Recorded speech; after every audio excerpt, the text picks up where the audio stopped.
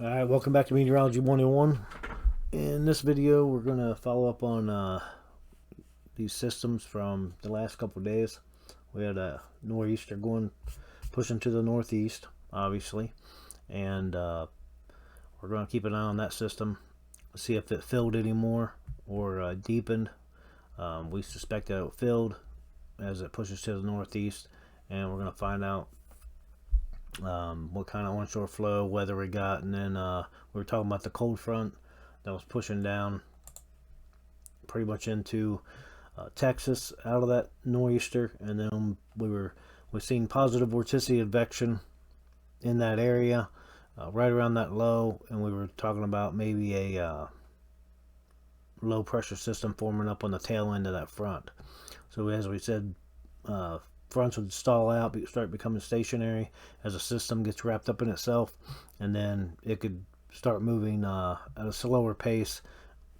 Pretty much sometimes stall out, not likely for a nor'easter, but sometimes a storm can stall out, and then the front, as that front starts to dissipate or become stationary, you can get upper level divergence above that front, and then get another low form up in Texas or at the tail end of that front. So I got the data downloaded. We're going to put the surface pressure on this chart, and we're going to use Celsius on the isotherms just because it's not as cluttered as the Fahrenheit. Fahrenheit's like every 2 degrees. Celsius is every 2 degrees, but it's more spaced, so you can make more sense of it. And then we're going to put the station plots so we can see our wind barbs, cloud coverage. But there's the low pressure over Texas. We'll put the fronts on here after these station plots come up, and then see where our frontal systems are. That front coming out of that low looks like it's wrapping around. See, this one's pushing it into that trough right off the coast of Florida, but I would almost bring it right back. Looks like a post-frontal trough, a couple post-frontal troughs if that placement's correct. But we are occluded. This we got that thermal ridge pushing up into that low, but I would almost bring this back just based on that wind right there. That wind right there, and just bring my front back, and then becoming more stationary. Now this low could form on if this stationary front continued up, or that low just form up by itself from daytime heating, or just another area of instability for a low pressure system to form. So I would still bring that this front back further, and then we probably got some minor short waves right around this low. I mean, that makes sense, but we're looking at, depending on where the center of this low is, this computer is throwing lows all over the place.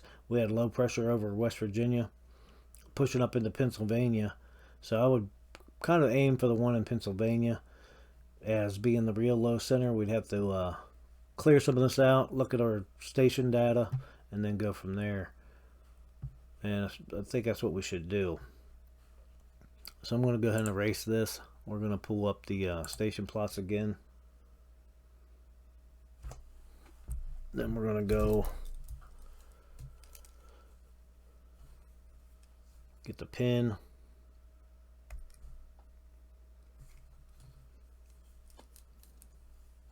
Now we can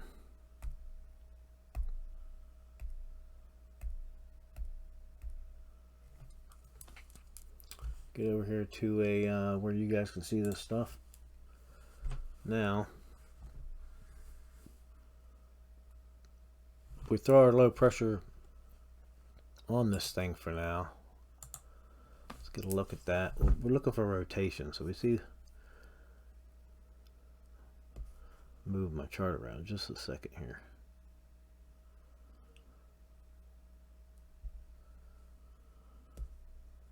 Get it pushed down a little bit further. Alright, so there's where the computer's placing the low now. Let's get rid of that and go back to our pin. Now let's see where our rotation is. We have a wind from the southwest, from the northwest, going calm, calm, calm. So I'll always place that low just where the calm winds are, because it'd be the center. But we want to look for rotation around that low. So let's look for our wind change. Right there. One right there, pushing in. Some low level convergence out of the north, northwest. So the closest thing we have is pretty much right through here, and then going around for the calm. Now this wind right here out of the northeast could be pushing into the low, so we could almost probably bring that low just a hair over. Let's get a good look at another look at this thing. Got rain, calm winds, calm. We're calm all through here. Southwest, southwest, that's west southwest, northwest, southwest. So almost seeing some rotation right here. And we'll go more easterly. Once we get that wind shift right there, it was like maybe a warm front right there. Looking at the temperature, 76, 69. Pretty far distance, but that is a pretty good wind shift there. These are calm, so it really isn't a shift, but with the winds in that direction starting to push out of the east, that would indicate my warm front right in that area. Let's see. Kind of rotating right there a little bit, so we are pretty close right there. Let's get erase this down. Can't really see any. It's all calm up this way. So if we had to,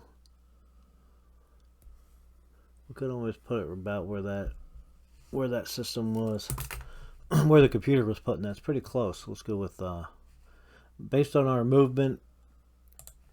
We were in right here in this tri-state area with Tennessee, Missouri, and Arkansas. Then we pushed up.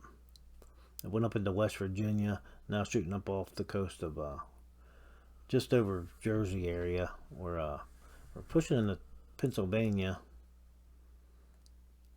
I'm seeing a wind kind of out of the east right there. So then a shift right there. So if we had to kind of put that low over Jersey, right in this area. That's pretty close right there. I'm kind of agreeing with that one. Calm winds because we're well inside this closed isobar. And then we got the lower ceilings north of that low. Moisture wrapping around with the lower ceilings in the mountain range. So I would put, let's go with our cold front. Pretty close on that one. But we got a southwesterly flow there. Southwest. Almost would have to. There's more, getting more westerly down here. Northwesterly. Let's get our to turn this off for a second, and then we can get our isotherms on. I have to come up. Hold on a second. Let's get there they go. Okay. We still got that thermal ridge right through there. So if we had to, we could go with our, man, I don't know why that's doing that. So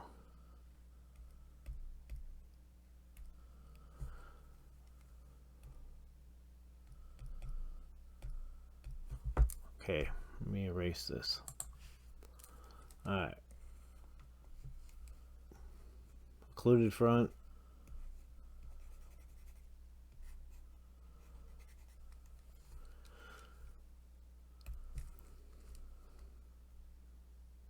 Then a cold front wrapping back around. And then it would be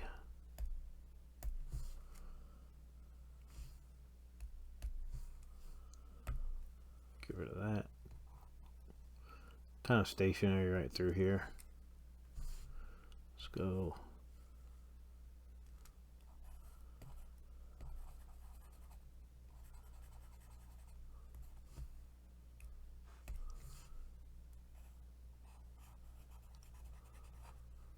Alright.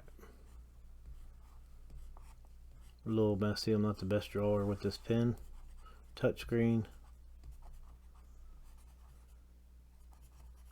Okay. There's our cold front. Becoming stationary. Almost a warm front right up and out of this low pressure system. You can just go warm front all the way through there. I don't always bring that up though. I would bring this stationary front. Let's get rid of that.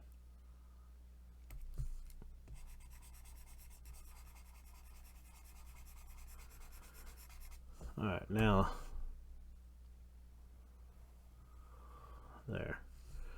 Call that warm air advection. I mean, I'm gonna bring that up here, but it just gets to be some people want to connect these fronts. Where's my eraser at? Here it is. Alright. I think it's ugly. Okay. Alright, cold front. Where's that at on this? We don't have a whole lot of cold air advection, so you know, so just push it right back. There's a little bit of cold air advection there, but pretty weak right now. So this system's just getting started. We'll get into the upper levels. We'll see if that even reflects in the upper levels. Maybe expect this to develop and then push to the northeast, depending on our flow. Let's get a little bit into the flows today too. So frontal system. There's your warm front. That'd be, whoa, that's a little crazy. So undo that. Red. Alright, so there's the warm front for that one. So well developed, occluded, low pressure system, nor'easter, pushing to the northeast, getting out of there, tight pressure gradient onshore flow, well up in the northeast. Got another one we're looking at developing in the south, just over Texas. These are the lows that we got to keep an eye on. They will push east, and then they'll come out back up the east coast. Now, if we get these things kind of picking up moisture out of the Gulf, they can just start becoming very unstable. Then, depending on that steering flow, where they end up, and you know, they can push kind of north, or just get wraparound moisture on the backside of this low, all the way up and just on the west side of the mountains, and just dump all kind of snow over us. In the winter time like this, we get New York could just get clobbered. So the whole northeast, it's like the storm of the century, 1993. Low pressure forming kind of over the Gulf, kind of over Texas. It did pick up a bunch of moisture and just shot north, and then pretty much wreaked havoc all over everything. We had 22 inches of snow. So that one got pretty good. I'm just looking at these patterns so far this year, going into the winter months. We're not even winter yet. We're still autumn. But we're just what we're getting developed right now. We push this through the winter. We may be looking at a pretty rough winter here. So let's get into the upper levels. We're gonna go 700 and 500, and then we're going to kind of analyze these systems just a little bit. So first I want to go to the 850. Let's see if this is even registered, you know, on the 850, that low pressure over Texas. Let's go first thing, let's throw the station plots back on there real quick because I want to see where the center of that low is over Texas.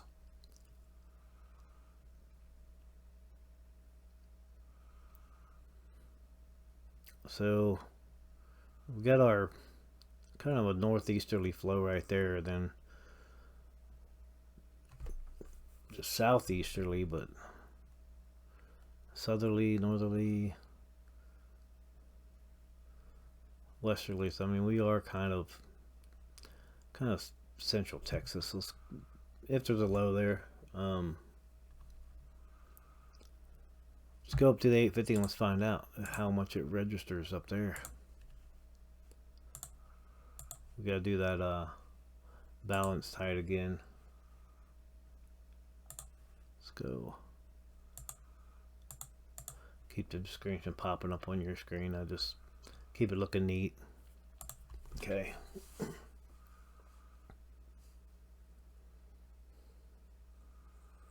This is a balance height. Takes a little bit, just a little bit longer to process than the regular contour pressure.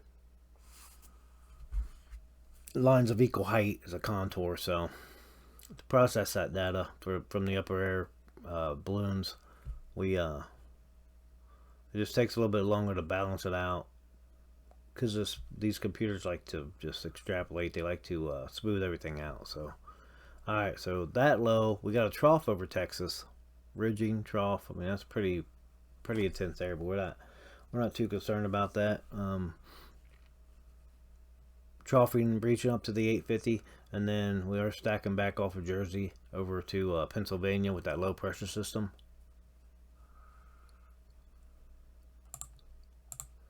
I'm going to throw the regular height over this just to see where it ends up. Probably still kind of out of whack, so yeah, it's just smoothed everything over. So we're going to remove that. Put some isotherms on here so where thermal ridging is.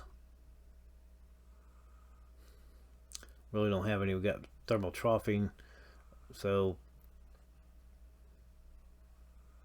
that's just a sign of this system getting a little bit weaker now. The really no major temperature advection around that low. The contours are pretty far apart, so we're kind of losing our upper front that we had on yesterday's video.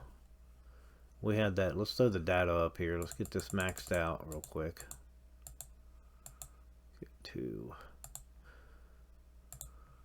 on the 850. Let's max the data. We can get every balloon we can get on here. Alright, let's go back to our drawing. And we look at rotation right here. So we're low. Still over West Virginia.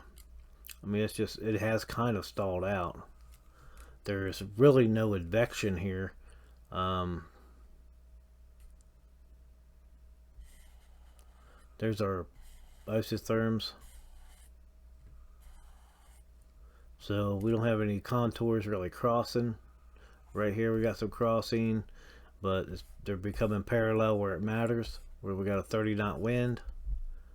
So that's not really any thermal advection behind this thing. If we had any thermal advection, some weak right here, cold air advection. Depending on what's over the ocean, we do have a 20-knot wind onshore flow. So we probably got a little bit of warm air advection in this area. So put our warm front there. That occlusion, it's still an occluded low, but I think it's just pretty much stalling out and losing its power here. So we're going to start seeing this thing kind of just push off, keep pushing to the east, northeast very slowly, and then just start dissipating out. So one we got to keep an eye on now is this trough in Texas. That is, at least it's got a mark over on the 850. But let's look at this steering flow. Let's touch that base on that stuff for a minute with this system while it still exists. So if we go to erase this.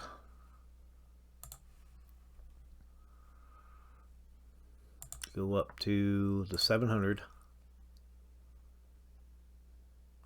Throw some station plots on there. Alright.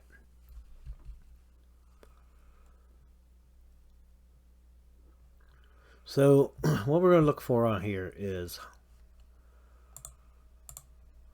let's get our balanced height up there. Throw some isotherms on there. And then what we're going to look for our speed is these winds. Alright. I'm getting a little ahead of this thing, so let me trash that. See if this see if we get anything pop up on here. I kind of did a bunch of stuff at once, so we're kind of, it's still processing data, so we're kind of waiting. But for now, southwest wind, 10 knots. Here's one at 25. The west, southwesterly. So I'm going to call that, there's our balanced height right there. We see the wind change. We get this one, so our rotation's up here right over Pennsylvania.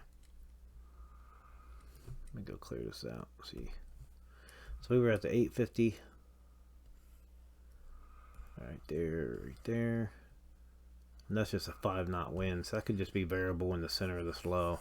So we're kind of still right in this area, kind of almost vertically stacked, even to the 700. Now we know this is moving to the northeast, so if we take the wind speeds within that low, we got 10 knots. I mean, this thing's moving slow. Even if we took the 25 knots,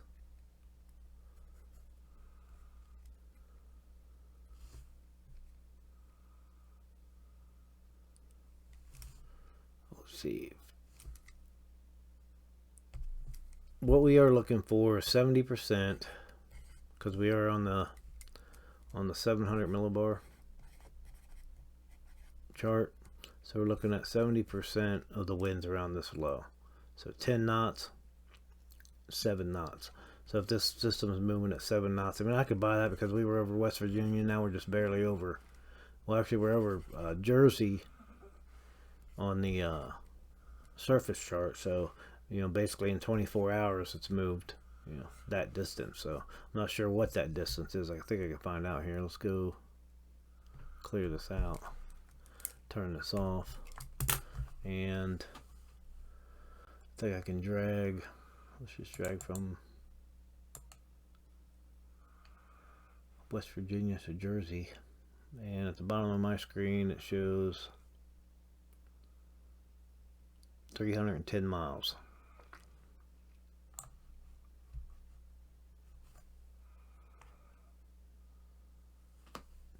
So at 10, if we said 7, basically 7 miles per hour, 7 knots, 7 miles per hour.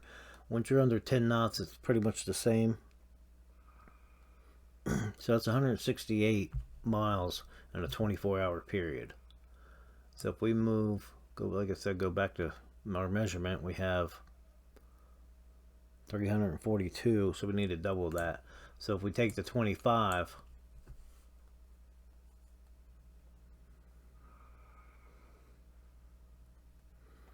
now we're moving at 17.5 knots in 24 hours. It's about 420. So we're moving about 15 knots to the northeast on this low pressure system. Like I said, we're at the 700, so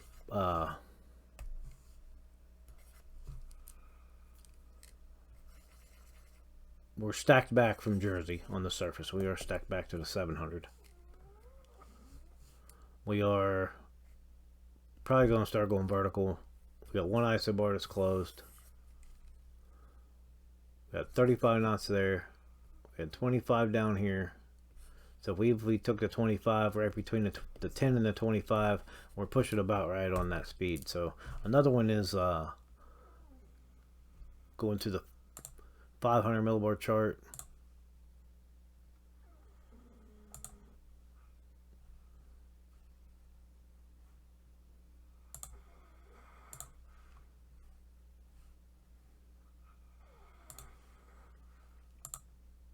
Alright, let's get our pressure up here.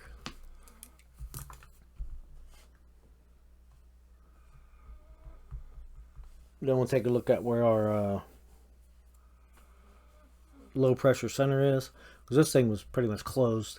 It was a closed low all the way up to 300 millibars, which is 30,000 feet. So that's a pretty intense system.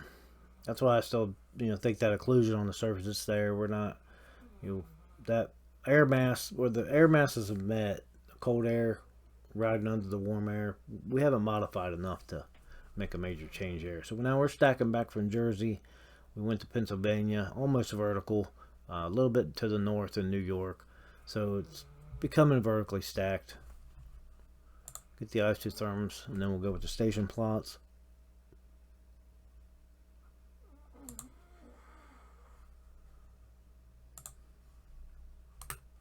Alright, now let's see where we actually are here. We got more rotation right there, so I don't really see an easterly, but there's no stations there, so we are stacked back from Pennsylvania, Jersey, Pennsylvania to over Lake Erie. So wind speeds, let's clear this out so we can maybe pick up something here. It's a 45 knot, but that's moving out of the north. We want those. We want our steering flow, so we're going to kind of the 5 knot. We really don't have the data right here to really give us our flow. 30. So that one's 70 knots. That's offshore though. It's pretty far. Let's go clear this out. 25, 45, 10, and we get way just light winds right in there. So what we are looking for on the 500 millibar is basically 50% of the 500 millibar winds. So let's go with this. Let's go. Here's our shift.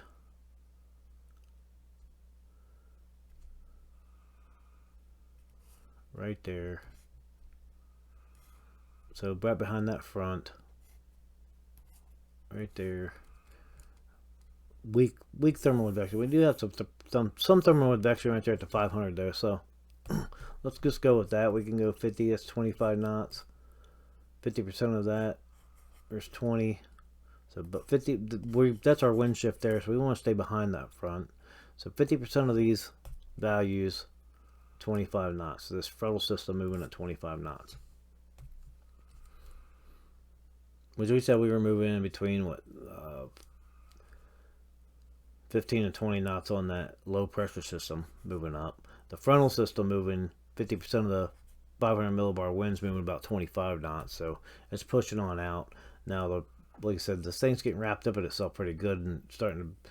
It's not quite vertically stacked, but it's getting there. We still have a closed isobar and a 500, so it's still an impressive system. We have our strong wind shifts, pretty decent winds. Here's our steering flow, and we're going to be pushing to the north with that low, to the north, northeast. So we do have thermal advection, so it still counts. We're still doing pretty good. If we look at one more thing, the moisture. We can take all these black closed covered stations, and that's where our moisture is. So you can just color all that in. That's all moisture associated with that system. The dew point depressions are 5 or less, so there's our moisture associated with that. A little bit of moisture out here, and then pretty much dry throughout the whole United States. So low pressure pushing off to the northeast. Let's get rid of this. Get up there to the 300 real quick. We're going to pull that jet. And then that's our final steering flow with the jet stream. It's a general direction.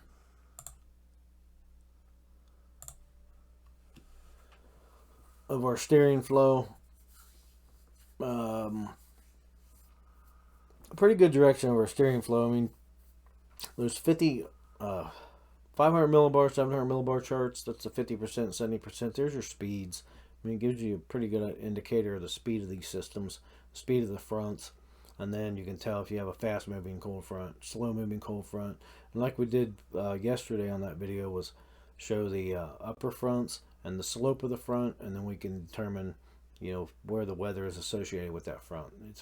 If it's an inactive cold front or a active cold front, is the weather ahead or behind the cold front, and then that will give you an indication on with the speeds and basically how fast these systems are moving, and if it's basically just kind of plowing the atmosphere as that high pressure pushes through with a steep slope, is it's just plowing all the warm moist air and forcing it up so fast that it becomes a squall line, or is it just moving slow and slowly undercutting that warm moist air, reaching that level of free convection, and then just kind of sloping up slowly and then building those thunderstorms to a real strong thunderstorm,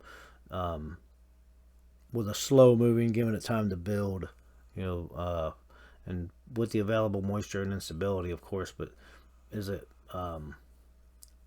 just slowly raising that to the lifted condensation level, or is it just plowing it, as a fast moving cold front? So check out the other video, one I just did yesterday, the day before this one. It's got I'll put the dates on this one so you know when that was posted. I don't think I put a date on the last one, so when I say one I just did yesterday, I don't know if they do show up in order on YouTube, but once with a couple months have passed, trying to find that stuff gets a little tough. So I'll start dating the videos, I guess, and try to pinpoint where we're at. Okay, so we pull up a jet stream. These are the winds. It's just a shaded wind. Let's go pressure, do the balanced height. Then we can see our contours flowing with this shaded wind, and we can see where the flow is for the system. Now, looks like the trying to see where we have that jet support. Usually, pushes up right behind that cold front, over that low, and then north of the warm front. So don't really see this happening too much right here with these colors, but let's see what the contours tell us.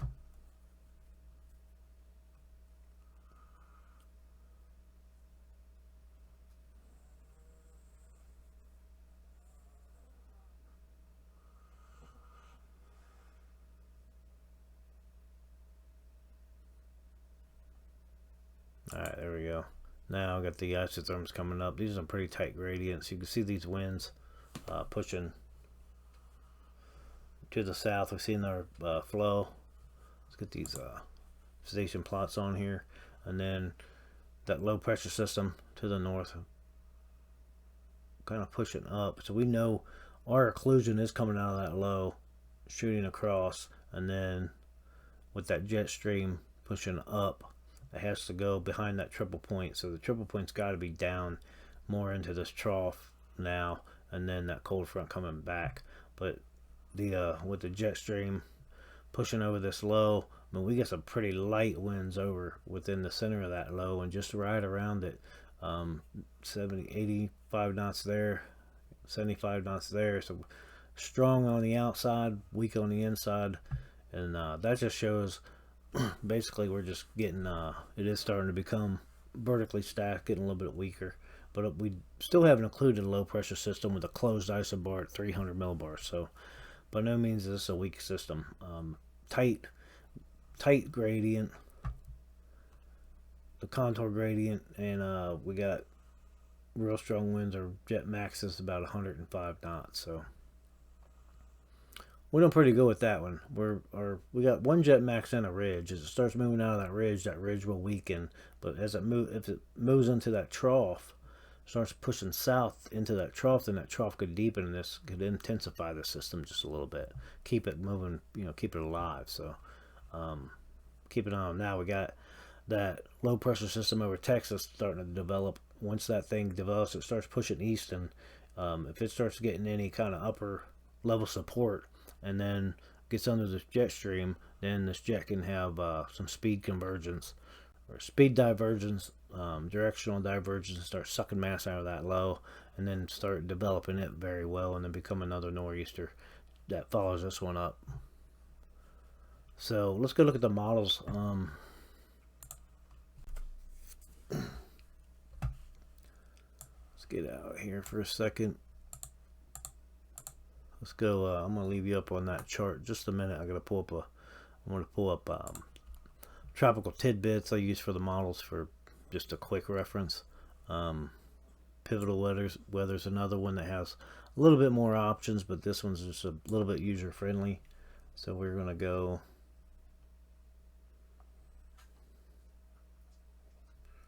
Let's see what we got. Try to get you on the right page. All right, there you go. So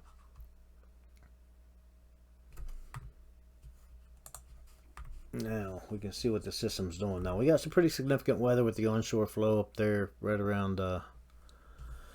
It's off the coast, but right around Jersey, north of that. Let's see, Vermont, New Hampshire. I'm going back and forth with this thing. That low pressure just kind of pushes straight to the north and then goes up into its graveyard, and that's where it's going to die. So that low stays closed all the way through. Wraparound moisture over Maine. Looks like some pretty significant rain. And then see if this is picking up that low over Texas. I mean, my charts are showing a low pressure system there. This isn't showing it. Maybe it's got one down in Mexico, but that's just kind of wandering around down there. So there's a low pressure over Texas, more of a western Texas. It's got the high pressure system dropping down out of Canada. It's got the center well up in to the northwest. That high pressure drops down, and it just doesn't let that low do anything. So it doesn't look like that low is going to become another nor'easter. We got a little bit of instability right there over Nebraska with some snowfall, and then some snowfall over the Great Lakes region. The high pressure system drops to the south. Looks like cooling everybody's temperatures off. We have an inverted trough over Texas. That's about the extent of that, with some small areas of convection maybe. And the high pressure system kind of just pushing off to the east. Let's see where the center stays. We got center over Illinois, then it just jumps over West Virginia. Now this low pressure system after that could go, this is only going 96 hours out, so once these models refresh, we can take it a little bit further, see what that low pressure system does down there in Mexico, Texas area, if it does sneak up behind that high and become another nor'easter. So let's go over to I'm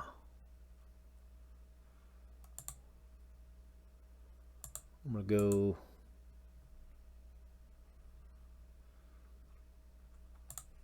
all right, get to the right spot.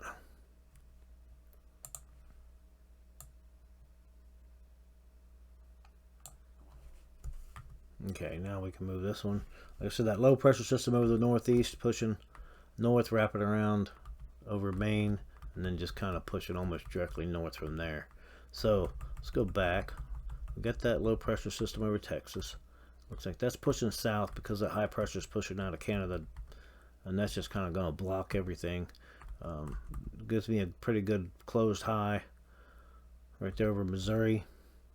A little bit of instability around that. Looks like some moisture associated with it in the center of it, and then Oklahoma getting a little bit of convection. That low just kind of just meandering around Mexico.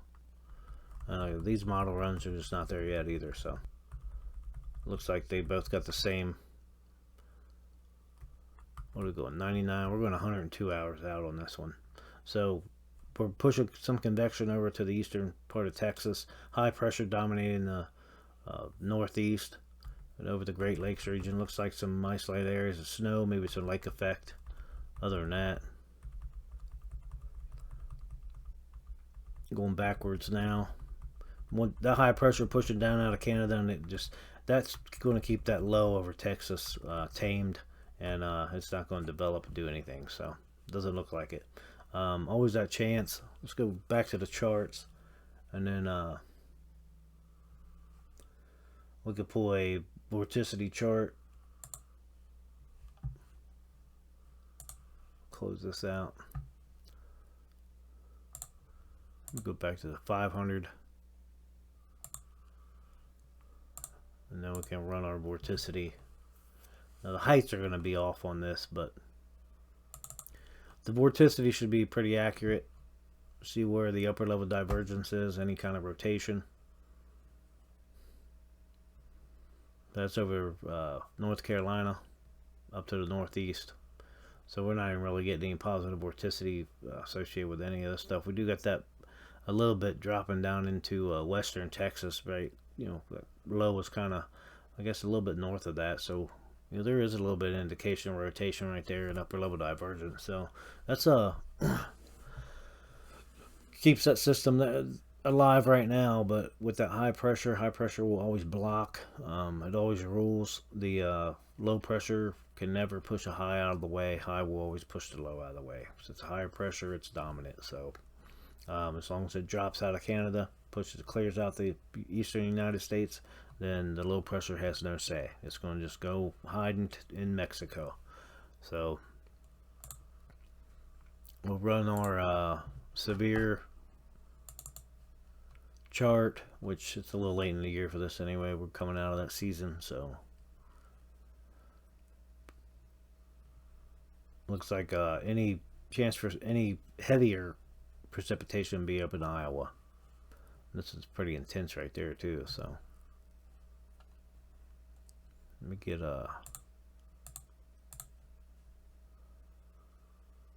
surface pressure on this thing. Okay, back off my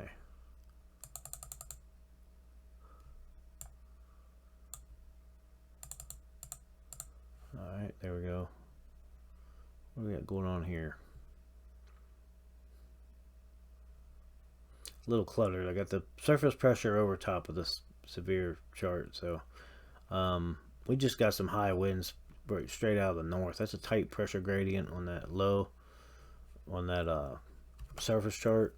So that's, I think, is what it's using to extrapolate this as a possible a little bit stronger weather in that area. So let's get out of there. I think that's pretty much it. We're gonna call this video, and I want to say thanks for watching. I'll put some dates on these videos so we can start keeping track of them, and then I'll try to get another one out as this low pressure system pushes to the north. Next couple of days we'll keep an eye on that low in Texas, but right now the models, it just looks like it's going to push south and the high pressure is going to come in. Not going to be a lot to talk about. Maybe some minor short waves going around that high pressure system.